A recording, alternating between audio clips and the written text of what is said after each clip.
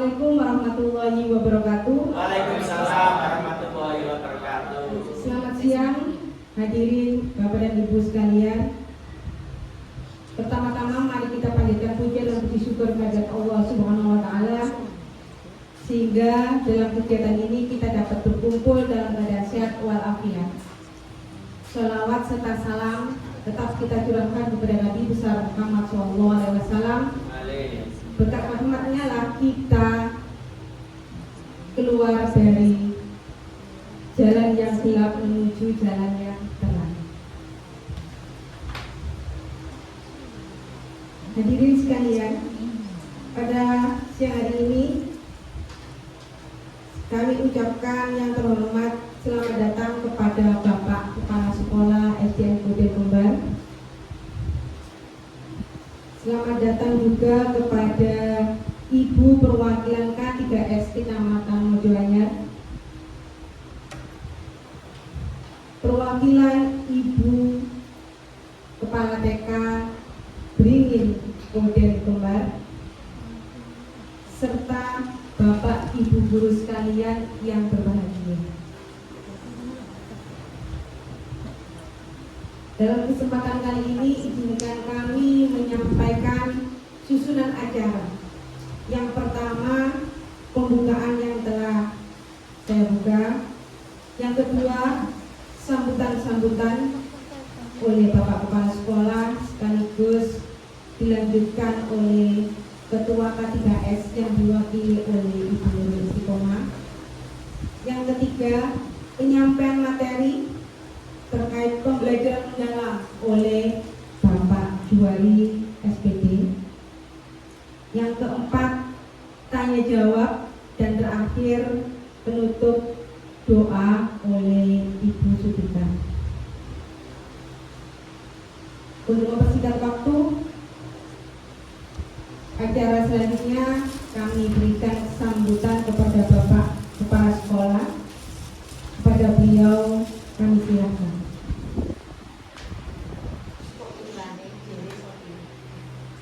Bismillahirrahmanirrahim. Assalamualaikum warahmatullahi wabarakatuh. Waalaikumsalam warahmatullahi wabarakatuh. Alhamdulillahirabbil alamin wala rabbis rabbil sadri wa yassir amri wa hlul 'uqdatam min lisani yafqahu qawli amma ba'du. Yang sangat kami hormati Ibu pengurus K3S Kecamatan Mojoanyar, perwakilan dari komite ya, tadi ya. Ini yang sangat kami hormati Ibu Kepala TK Beringin yang satu komplek dengan SDN Koden Kembar, serta Bapak dan Ibu guru SDN Kembar yang sangat kami hormati pula. Pertama, mari kita bersama tetap menjaga puji syukur kehadirat Allah SWT karena berkat rahmat taufik serta hidayahnya kita pada hari ini, hari Selasa tanggal 26 Agustus tahun 2025 bisa menyempatkan waktu untuk mengadakan acara pengimbasan pembelajaran mendalam dalam rangka pelaksanaan yang dicanangkan oleh Kemendikbudrismen ya. Kita dapat posisi itu kita laksanakan pada hari ini. Mohon maaf ini agak akhir bulan karena banyak kegiatan peringatan 17 Agustus tahun 2025. Yang kedua, selawat serta salam tetap tercurahkan kepada junjungan kita Nabi besar Muhammad SAW yang telah memberi petunjuk kepada kita pada jalan yang benar. Bapak dan Ibu yang sangat kami hormati, tidak banyak yang dapat saya sampaikan karena nanti saya merangkap menjadi narasumber. Tadi double nanti ya, narasumber ya.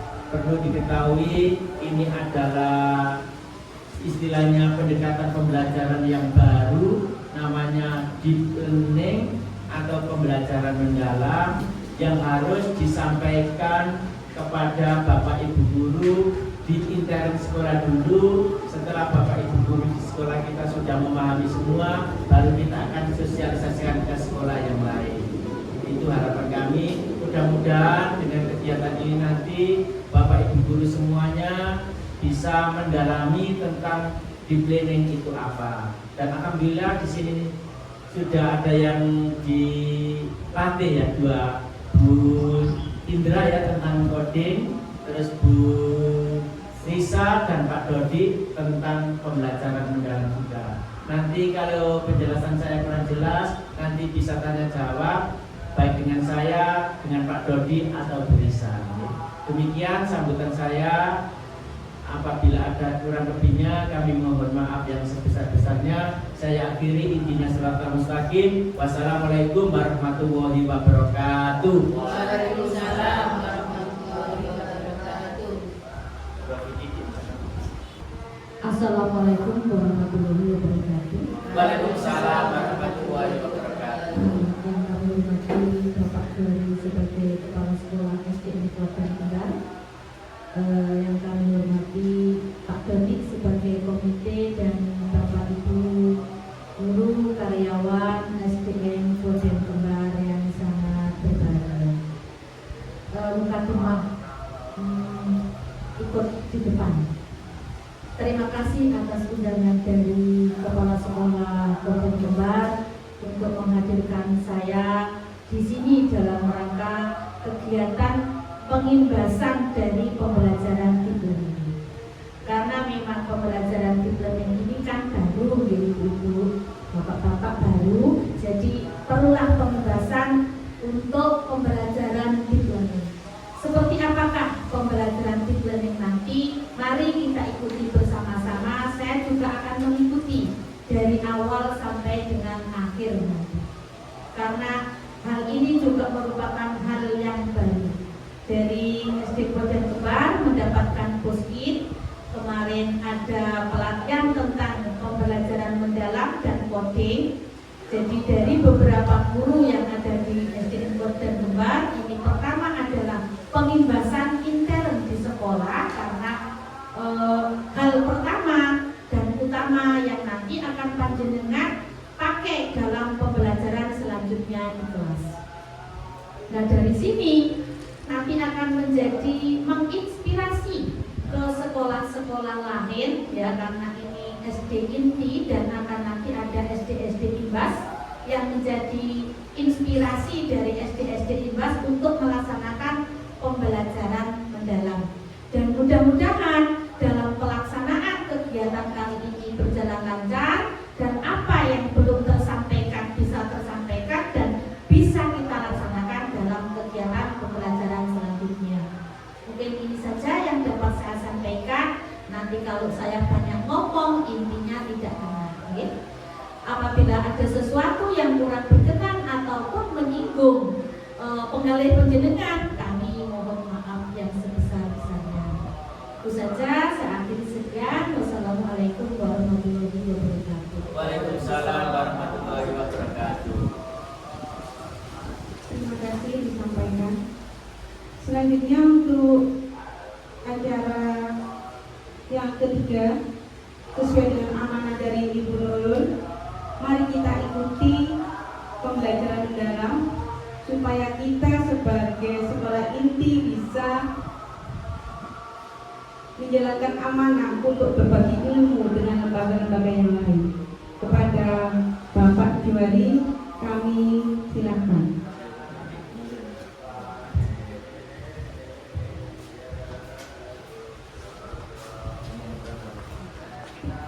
Assalamualaikum warahmatullahi wabarakatuh.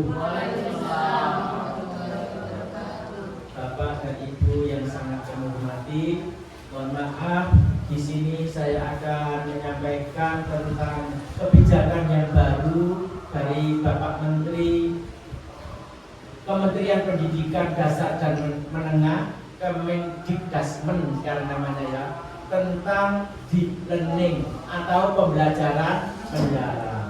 Deep learning itu bukan kurikulum. Deep learning itu bukan kurikulum. Ya. Kebanyakan dari Bapak Ibu menganggap ada kurikulumnya baru. Deep learning adalah tentang pendekatan dalam pembelajaran.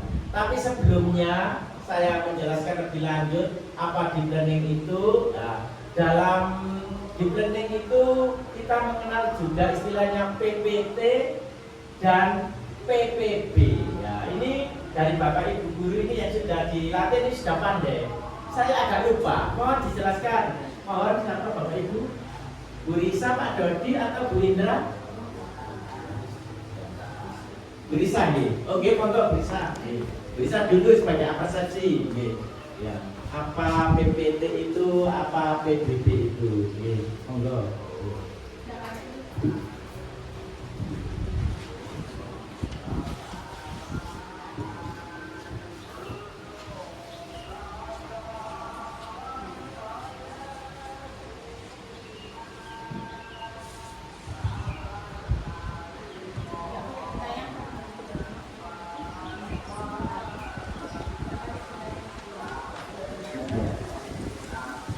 Baik, terima kasih atas waktu yang diberikan.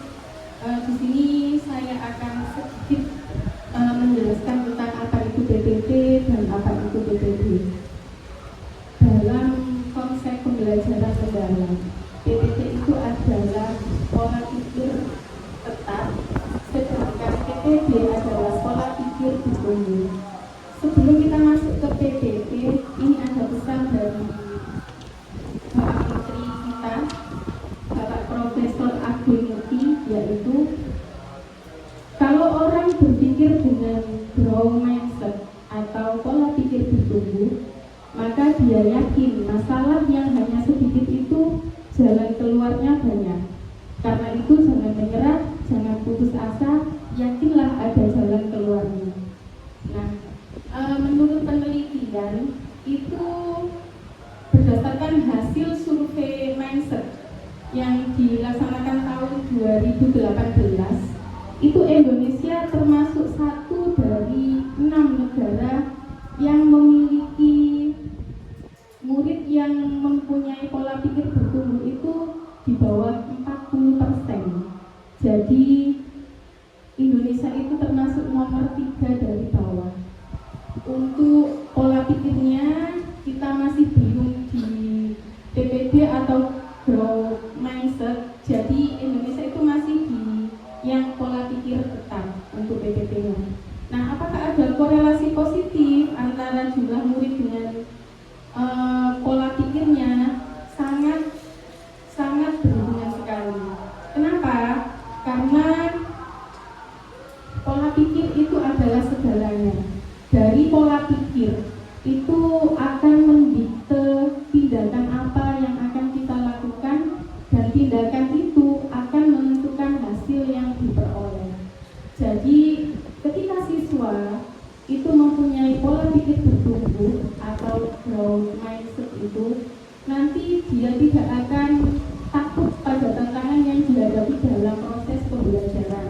Karena dalam pembelajaran mendalam nanti proses pembelajarannya akan lebih sering dengan menggunakan yang pemecahan masalah, kerja kelompok, kemudian nanti juga akan banyak yang berbasis masalah. Jadi siswa itu memerlukan pola pikir bertumbuh agar siap menerima tantangan-tantangan yang dihadapi dalam proses pembelajaran.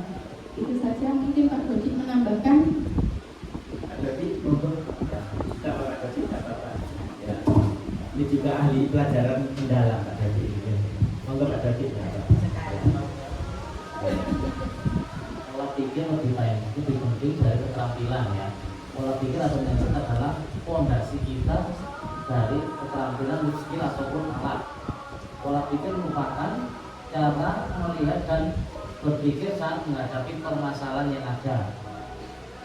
Berperan memperluas cara seseorang dalam melihat dan berpikir ya. Jadi pola pikir kita itu harus ada lebih penting daripada alat ataupun keterampilan yang sehingga sangat berpengaruh dalam proses pembelajaran kita. Mengapa manusia itu mengapa manusia berbeda ya? Setiap manusia itu pasti berbeda ya pola pikirnya ya. Ada yang mempunyai keyakinan selalu bisa, ada yang mempunyai mimpi dituntut seterusnya gitu lah.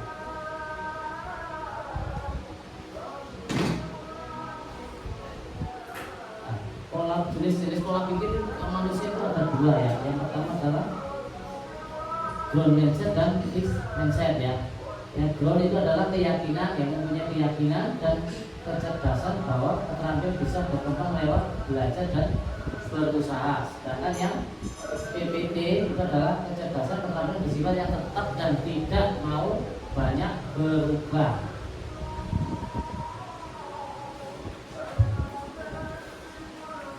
Nah, kalau pola pikir tetap itu adalah menghindar, biasanya menghindar dari permasalahan, terus menyerah, tidak mau berubah. Terus ada lagi yang mubazir lah, itu adalah yang pola pikir yang tetap ya, keserangan dan ancaman. Kalau pola pikir bertumbuh itu adalah mau menerima pendapat dari orang lain, terus bisa bertahan dengan keadaan apapun, dan ada mengetahui peluang kita untuk kedepannya itu bagaimana, dan mau menerima informasi, dan yang terakhir ada inspirasi ya, mempunyai pola untuk berkembangnya. Ya, dari saya sekian ya. Mungkin dari Bapak dan Ibu guru yang lain menambah. Tuh, Ibu K3S menambah. Monggo ya, Terima kasih berdasarkan dari apa yang disampaikan Pak Dodi dan Bu Risa, saya bisa mengambil intinya. Jadi kita itu seorang guru di dalam kelas jangan mempunyai pola pikir tetap. Kalau kita seorang guru mempunyai pola pikir tetap, itu akan stuck di tempat, tidak akan mengalami pergerakan dan kemajuan. Sehingga kita sebagai pendidik untuk kedepannya itu akan baiknya itu menjadi pola pikir bertumbuh, sehingga setiap saat kita mempunyai inovasi untuk kedepannya. Oh kok hari ini saya seperti ini, janganlah stuck di tempat begini-begini saja. Kalau begini-begini saja akan tidak ada pergerakan dan tidak akan ada perubahan. Tidak hanya guru dan kepala sekolah. Jadi kalau kita itu mau ingin berubah, kita harus mempunyai pola pikir bertumbuh. Tepuk tangan ya, untuk Ibu pengurus K3S, Bu Risa dan Pak Dodi. Mungkin ada yang lain. Kok ketambah pinter gitu. Ya, itu adalah apa kita awal dan kita memulai apa pembelajaran mendalam itu kita awali dengan mindset kita tentang PPT dan PPB. Jangan keliru PBB ya, pajak bumi dan bangunan ya itu. PPB pola pikir bertumbuh. Kalau PPT itu pola pikir tetap. Gampangannya orang Jawa itu alah ngono ae. Nah, itu kan namanya pola pikir tetap. Wis mangan gak mangan Pak Tempe, Pak Teguh. Di zona nyaman. Iya, seperti ya. Ya, saya harap dan saya yakin kalau Bapak Ibu guru tidak mungkin mempunyai PPT. Kalau berpikir tentang PPT, muridnya tidak akan maju, dan Bapak Ibu guru kan selalu mengikuti perkembangan zaman terus. Pasti PPB. Tepuk tangan untuk Jenderal Kembar ya. Kita mulai saja tentang apa itu pembelajaran mendalam. Ya, untuk ini mohon maaf ini karena cuacanya panas sekali, terang tadi tulisannya kurang jelas, tapi mungkin masih bisa ya dibaca itu. Ya. Apa itu pembelajaran mendalam? Nah, Bapak Ibu guru kan materi ini sudah beredar di mana-mana ya. Insya Allah ini sudah bisa semua. Dan tadi malam banyak yang belajar, saya lihat online itu ya. Ya, HP-nya online berarti kan buka. Ya, nggak tahu buka yang mana itu. Ya. Pembelajaran mendalam itu adalah suatu pendekatan atau cara ya, bukan kurikulum. Pendekatan yang memuliakan ya, namanya itu dengan menekankan pada penciptaan suasana belajar dan proses belajar yang berkesadaran, bermakna dan menggembirakan. Bahasa Inggrisnya apa itu, Pak Teguh? Ya. Iya bahasa Inggris. Ada berkesadaran, bermakna dan menggembirakan melalui olah pikir di sini ya. Ya. Olah hati, olah rasa dan olahraga secara holistik, menyeluruh dan terpadu. Jadi dalam pembelajaran itu pakai semuanya, mulai otak, hati, rasa dan raga semuanya dalam pembelajaran. Itu adalah maksud dari deep learning atau pembelajaran mendalam, itu pendekatan yang memuliakan ya untuk mencapai suasana belajar dan proses pembelajaran ya, yang berkesadaran, bermakna dan menggembirakan melalui olah pikir, olah hati, olah rasa dan olahraga secara holistik dan terpadu. Lanjut Bu. Nah ini sudah lanjut, ini sudah saya jelaskan. Nah ini belum. Ini melalui olah hati, olah pikir, olah rasa, olahraga itu ya untuk mewujudkan itu 8 dimensi profil lulusan. Itu nanti kita jelaskan selanjutnya Bu ya. Sudah hampir 1 jam ini ya. 2 jam lagi nih ya, cukup ya. Ya. Cukup ya Bu Nurul? Cukup. Ya, nih. Ini rumusnya. Dalam kerangka pembelajaran mendalam itu rumusnya 8-3-3-4. 8-3-3-4. 8 itu 8 dimensi profil lulusan. Terus yang 3 itu adalah prinsip pembelajaran mendalam. Yang 3 itu pengalaman belajar. Yang keempat adalah kerangka pembelajaran mendalam. 8-3-3-4. Yang 8 profil lulusan jelas yang sudah tahu, yaitu keimanan dan ketakwaan terhadap Tuhan Yang Maha Esa, kewargaan, kewirausahaan, ya, kreativitas, komunikasi dan lain sebagainya itu ya. Ada 8 itu yang kita utama intinya di situ. Nah, dalam mencapai 8 profil lulusan itu kita ke pembelajaran mendalam harus tahu prinsipnya. Lanjut Bu ya, prinsipnya. Ya, 8-nya sudah ini ya. Ini sudah keimanan, kewargaan, penalaran kritis, kreativitas, sudah ini ya. Kolaborasi ini ya, ada seperti gimana kolaborasi nggak bisa memberikan tenda sendiri. Ada Pak Gadi ya itu, wah ya itu baru ini ya, baru ini ya. Kemandirian, jelasan mandiri, kesehatan, nah ini Mas olahraga Pak Teguh itu ya tentunya. Ya itu dia, masuk Pak Teguh akan beliau. Komunikasi ya, harus komunikasi. Ya ini prinsip pembelajaran mendalam ya. Dalam pembelajaran mendalam yang satu itu harus disadarkan dulu anak-anak. Tidak langsung diulang, ayo matematika ini disadarkan dulu, diberi pencerahan dulu agar anak-anak itu tahu, oh belajar itu gini-gini, penting belajar itu. Tidak langsung diajar-ajar, anak halaman 150 sampai 120 kerjakan, saya ngopi. Oh tidak ya, enggak ya Pak Gianto ya, guru yang baik Pak Gianto ini ya, sabar ya. Nah, terus yang kedua bermakna itu berguna bagi anak-anak. Ada maknanya, ada manfaatnya bagi anak-anak. Terus dalam pembelajaran itu menggembirakan. Alhamdulillah semua anak-anak rupanya gembira ya dalam pembelajaran itu. Saya masuk ke kelas nggak ada yang sedih itu semuanya, jingkrak semua itu. Bukan seperti itu ya. Ya menggembirakan itu bukan tertawa semuanya itu, bukan. Anak-anak itu senang dalam belajar. Kalau ya, itu senang ya. Bukan tertawa jingkrak dan joget-joget ya. Bukan seperti itu ya. Seperti itu ya maksudnya. Berarti prinsipnya ada 3, sadar, bermakna dan menggembirakan. Bahasa Inggrisnya apa Bu? Jelas. Butuhin ya Pak ya. Saya berbicara lagi biar juara dan berbagai arah ya. Ini pakai bahasanya biar tidak saya saja yang menjadi satu arah ya. Monggo, Bu Dwi dijelaskan apa itu. Ada bahasa Inggrisnya loh ini ya. Ada ceritanya. Bahasa Inggrisnya apa? Kalau berkesadaran itu mindful, ada bermakna itu meaningful, kemudian menggembirakan full joyful. Jadi yang full itu kan. Ini ya. Jadi kalau untuk berkesadaran itu memang pembelajaran dilakukan dengan kesadaran penuh oleh anak-anak. Jadi anak-anak itu fokus pada proses pembelajaran. Ketika kita berbicara tentang kesadaran ini, saya contohkan langsung ke mata pelajaran saja ya Pak. Untuk di matematika di kelas 1, anak-anak kan masih mengenal angka.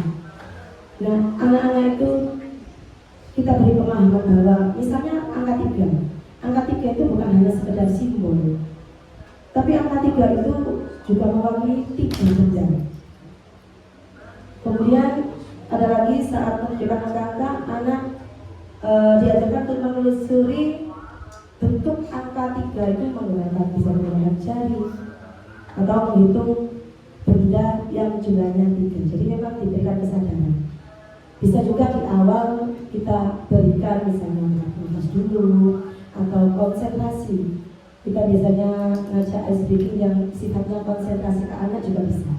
Kemudian kalau untuk meaningful, tadi juga sempat disebutkan oleh Pak Juwali bahwa pembelajaran itu bermakna, dihubungkan dengan pengalaman anak-anak dalam kehidupan sehari-hari. Jadi tidak abstrak, anak-anak tidak hanya 3 itu seperti ini, 3 itu hanya angka seperti ini, lengkung 3, 1 hanya angka tegak gitu aja, 1 tidak. Tapi bermaknanya untuk apa sih kalian bisa berhitung itu? Bahwa di kehidupan sehari-hari matematika ini sangat penting. Contohnya kalian apa yang sudah kalian lakukan dalam hal berhitung dalam kehidupan sehari-hari, misalnya hitung permen Bu, itu pakai matematika. Berapa jumlah permen yang kamu bawa? Berapa pensil yang kamu bawa? Akhirnya anak-anak tahu matematika itu ini loh, untuk ini loh. Kemudian belajar maju ke depan, misalnya belajar berhitung maju 10 langkah ke depan, 10 langkah ke belakang. Jadi anak-anak itu benar-benar praktek maju, praktek mundur, itu hubungannya nanti dengan berhitung, dengan matematika, berenangnya. Kemudian ada lagi menggembirakan, tadi joyful. Pembelajaran dilakukan dengan cara yang menggembirakan, menyenangkan. Kalau dengan permainan, terutama di kelas rendah, itu banyak permainan-permainan yang bisa diterapkan sehingga anak tidak bosan. Apalagi masa transisi PAUD SD itu sangat penting bagi guru kelas 1 untuk selalu berinovasi kreatif dalam pembelajaran. Contohnya dengan bermain angka, kemudian ada kompetitif, ada motivasi, ada tantangan di dalam joyful. Tidak hanya menggembirakan, tapi tidak hanya tertawa-tawa ya Pak Julia, tetapi juga ada tantangan di dalam permainan itu, ada games. Misalnya kita bisa nyanyi lagu angka 5 jari kananku, 5 jari kiriku berbaris sejajar, berdiri berhadapan. Nanti kan 1, 2, 3 berhitung dengan jari. Jadi tidak hanya bernyanyi tetapi juga praktek. 1 itu bagaimana, 2 itu bagaimana.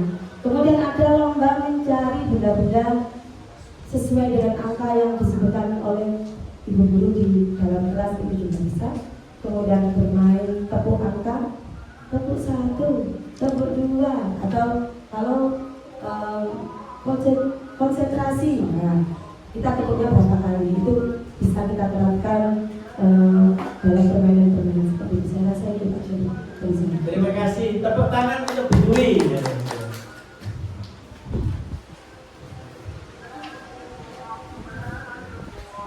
Kita lanjutkan setelah prinsip pembelajaran dalam. Alhamdulillah rupanya Bapak Ibu semuanya sudah istilahnya memahami apa itu prinsip pembelajaran dalam. Selanjutnya adalah pengalaman belajar. Pengalaman belajar. Ya. Pengalaman belajar ini juga ada 3. Monggo Bu. Pengalaman belajar juga ada 3, yaitu tentang memahami, mengaplikasi, dan merefleksi. Nah, ini kan sudah dijelaskan dan Bapak Ibu guru sudah tahu semuanya. Guru memberikan pengetahuan yang esensial dan ya diaplikasikan dalam berbagai konteks dengan mengintegrasikan dengan nilai dan karakter. Jadi anak-anak itu harus dipahamkan dulu. Kalau tadi yang pertama itu disadarkan dalam pengalaman belajar itu anak-anak harus dipahamkan dulu, ya. Terus diaplikasikan berarti diterapkan, ya. Memberikan kesempatan kepada peserta didik untuk menerapkan pengetahuan baik secara individu maupun kolaboratif atau kelompok atau bersama. Yang terakhir pengalaman belajar adalah merefleksi, ya. Merefleksi merupakan proses saat peserta didik mengevaluasi dan memaknai proses serta hasil dari tindakan atau praktek nyata yang telah mereka lakukan.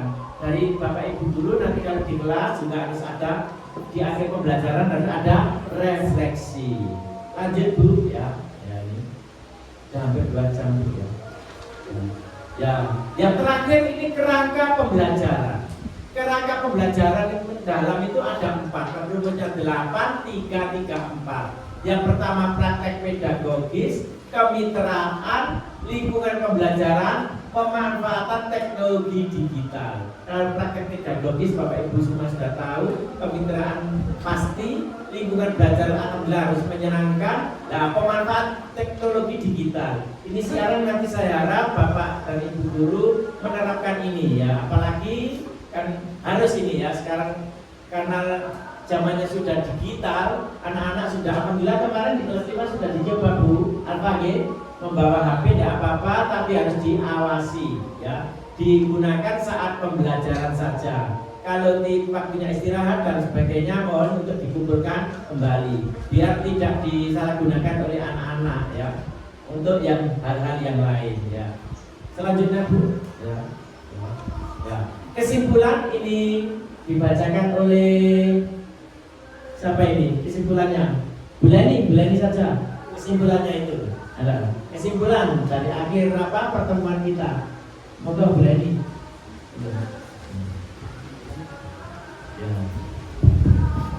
Ya. Untuk kesimpulan dari pembelajaran mendalam bukanlah kurikulum melainkan suatu pendekatan pembelajaran. Pembelajaran mendalam juga bukan pendekatan baru dalam sistem pendidikan Indonesia.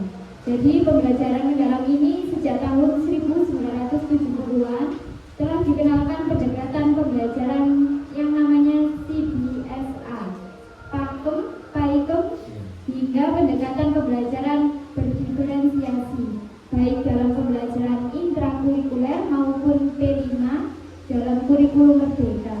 Akan tetapi semua pendekatan itu masih banyak menghadapi kendala, baik dalam tataran konsep maupun implementasinya. Terima kasih Bu Leni ya. Walaupun kita sudah melaksanakan berbagai pendekatan pembelajaran mulai CBSA, Pakem, Paikem, ya P5 dan sampai sekarang DPN masih banyak kendala. Mari kita walaupun sudah selesai, insya Allah kita buka seksi tanya jawab ya Bu Alfa tadi. Ya, mungkin ada yang ditanyakan Bapak Ibu, monggo bertanya.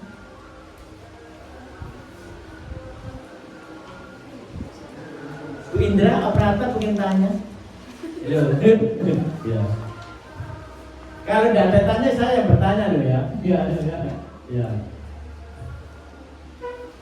Mas Gianto, Bu Widya, ya. Apa refleksi itu tadi?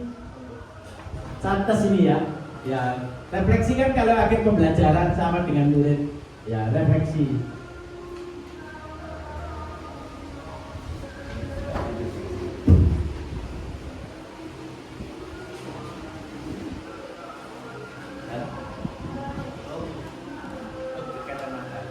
Saya tidak apa-apa dijelaskan refleksi. Ya.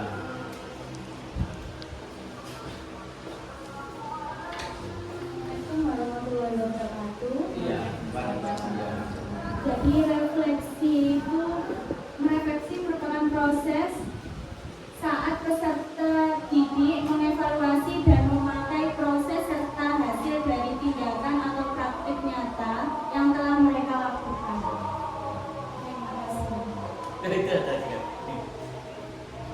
Terima kasih Bu Widya. Mungkin dari Bapak Ibu guru ada yang menambahkan? Oke, Bu Indra menambahkan, monggo Bu. Terima kasih atas waktu yang diberikan. Menurut saya refleksi dalam pembelajaran mendalam ini merupakan suatu proses untuk mengevaluasi kegiatan proses belajar, untuk meninjau kembali pengalaman belajar anak-anak yang sudah mereka lakukan. Jadi anak-anak di sini itu merenungkan kembali apa yang sudah mereka pahami dari kegiatan belajar ini. Untuk guru sendiri refleksi ini adalah kegiatan mengevaluasi untuk perbaikan pembelajaran berikutnya. Misalkan bisa dari kegiatan anak-anak itu mempresentasikan dari sebuah pembelajaran IPA itu mempresentasikan hasil percobaan, misalkan seperti itu Pak. Tetapi dalam presentasi itu disertai dengan diskusi-diskusi yang menghubungkan pengalaman belajar anak-anak itu dengan kehidupan nyata sehari-hari. Mungkin itu yang bisa saya tambahkan. Terima kasih. Terima kasih kepada Bu Indra yang sudah memberi tambahan penjelasan. Alhamdulillah kita lebih lagi. Mungkin ada lagi dari Bapak Ibu Guru. Alhamdulillah ini sudah agak lama kita mulai dari persepsi sampai kesimpulan sampai tanya jawab. Sudah paham semua nggih? Sudah nggih? Alhamdulillah kalau sudah nanti kita tinggal pelaksanaan di kelas masing-masing. Dan nanti sudah praktek, kita akan sosialisasikan kepada sekolah yang lain yang belum menerima Boskin. Demikian Bapak Ibu paparan saya tentang deep learning atau pembelajaran mendalam pada hari ini. Bila ada kurang lebihnya, saya mohon maaf yang sebesar-besarnya. Saya akhiri, ihdinas siratal mustaqim. Wassalamualaikum warahmatullahi wabarakatuh. Waalaikumsalam warahmatullahi wabarakatuh.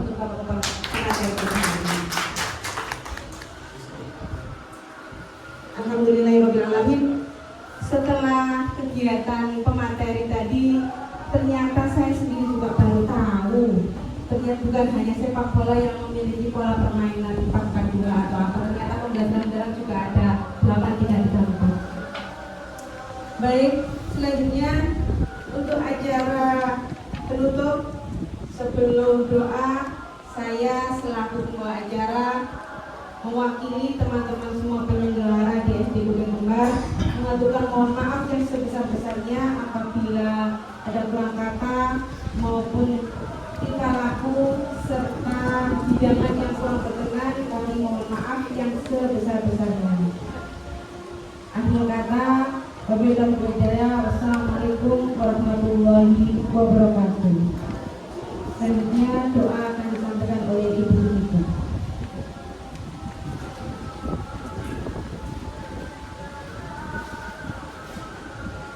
Assalamualaikum warahmatullahi wabarakatuh. Mudah-mudahan acara pembebasan pembelajaran deep learning yang ada di SDN Bukit Kembar ini menjadi barokah ilmunya manfaat dan teman-teman semua bisa mengimbaskan di kelas masing-masing. Bismillahirrahmanirrahim. Ta'ala al-Fatihah.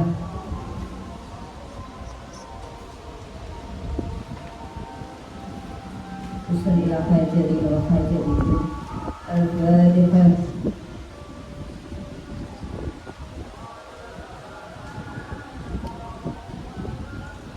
A'udzu billahi minasyaitonir rajim. Bismillahirrahmanirrahim.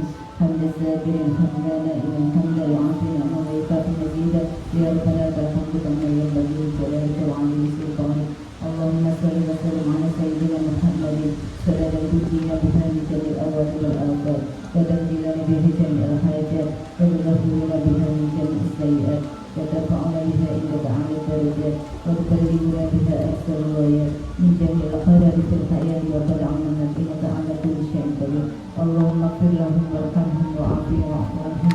Allahumma ighfir lahum warhamhum wa'afihim wa'fu 'anhum. Allahumma anzil rahmatan wal maghfirah ala ahli al-qubur min ahli Muhammad Rasulullah sallallahu alaihi wasallam. Allahumma arina al-haqqa haqqa wa arina ittiba'ah wa arina al-batila batila warzuqna ijtinabah. Rabbana hab lana min azwajina wa dhurriyyatina qurrata a'yun waj'alna lil muttaqina imama. Rabbana atina fid dunya hasanah wa fil akhirati hasanah wa qina 'adzaban nar. Subhanaka rabbika rabbil 'izzati amma yasifun wa salamun 'alal mursalin walhamdulillahi rabbil 'alamin. Bisyiril Fatihah.